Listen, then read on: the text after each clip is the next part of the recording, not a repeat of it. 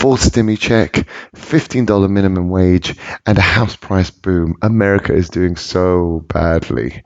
This is a big problem. America's basically headed into recession for sure. All these things that they've done have caused more repercussions. So let's go with property.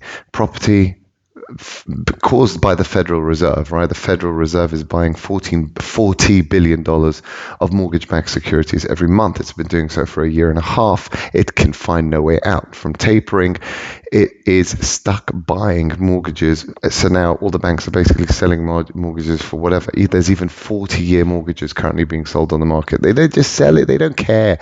They're just selling it to whoever wants it. Basically 2008, but worse, because in 2008 you actually buy it, sell it eventually to a bank who actually cares about it eventually. Here they're just selling it to the Fed.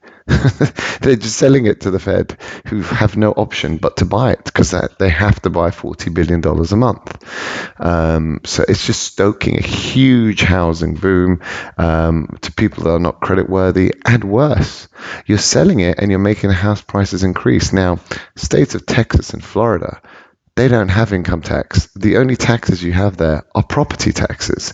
So let's say I'm earning the same amount as I was, and now my house value doubles. I pay double the tax, but I'm earning the same amount. Doesn't matter. You pay double the tax now.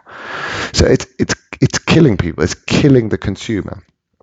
Then you have the $15 minimum wage, which obviously increases the prices for the businesses, so they have to pass it on to to customers. So that increases things for everyone. And then you have all the stimmy checks that caused increased demand for the same product. So before you had one guy wanting to buy one bicycle, now you have two guys wanting to buy one bicycle. What happens to the price of the bicycle? It goes up, right? There's currently 44 ships outside LA docks trying to dock because there's no space there, because there's so much demand from these stimmy checks.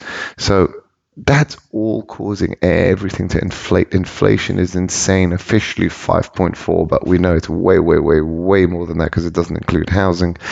So it's insane inflation, and that causes the consumer not to have. He can't buy anything. Prices have gone up. I have to pay more tax from my property taxes.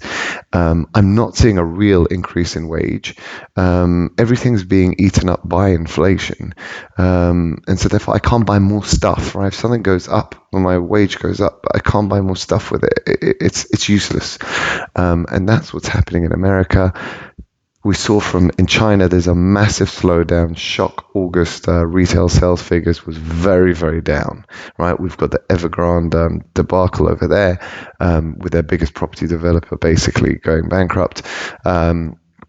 Big problems in China. So there's no demand there. Now, you'd think there'd be plenty of demand because America's buying basically Chinese goods. So what is happening? We don't know. We know that there's no demand in China. We know from America there's no employment either. The ADP August employment figures was expected at 750,000 new jobs. 700 would have been bad. 600 would have been terrible. 500 would have been a disaster. It came in at 250. It came in 250. It came in really, really bad. I don't see September being any better, obviously, because that's when all the state unemployment benefits ended. So it's going to be also a disaster. America's headed, the world is headed into a giant recession, and it's mainly the central banks doing through their easy money monetary policies. So my advice to you is buckle your belts, guys. It's going to get rough out there. There is no ammunition in the Fed left. Interest rates are already rock bottom. They're already buying $120 billion of assets a month.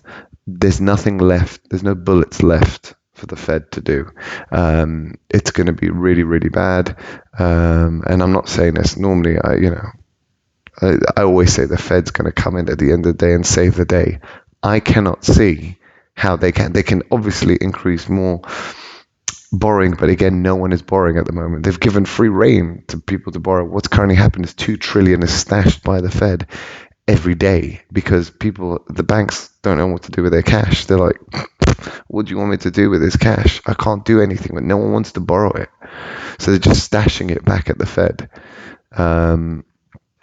It's a big problem. So good luck.